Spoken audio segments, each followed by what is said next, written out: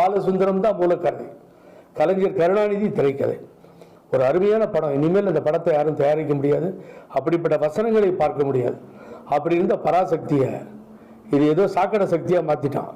இப்போ ஒரு பராசக்தின்னு எடுத்து விட்டா பய அது ஒரு போலீஸ் ஆஃபீஸருக்கும் ஹீரோவுக்கும் நடக்கிற சண்டை மாதிரி சித்தரிச்சு அந்த இந்திரா காந்தி எப்படி கிரிட்டிசைஸ் பண்ணுறாங்க. ஜனநாயகன் என்ன பண்ணிச்சோங்களா? ஜனநாயகன் என்ன பண்ணிச்சு? என்ன ப்ராப்ளம் ஜனநாயகன்ல சொல்லுங்க பார்ப்போம். டெக்னிக்கல் மிஸ்டேக் இருக்கா? ரைட்டை சரி பண்ணி கொடுங்கன்னு எழுதி வாங்கிட்டு படத்தை ரிலீஸ் பண்ண வேண்டியதானே?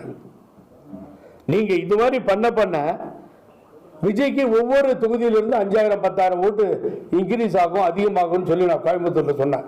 அதுதான் ஆக போகுது. அவர் முதல்ல வரும்போது இவர் தாக்குப்பிடிப்பாரான்னு கேட்டாங்க. அதுக்கு பின்னாடி கொஞ்ச நாள் போச்சு.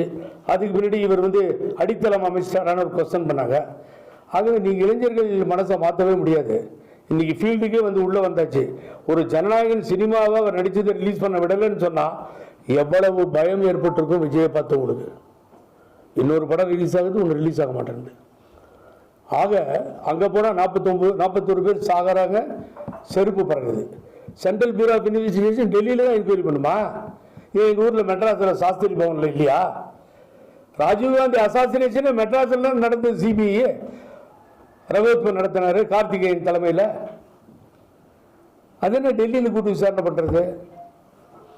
மிரட்டி பார்க்குறாங்க சார். நான் இன்னைக்கு சொல்கிறேன் கேளுங்க.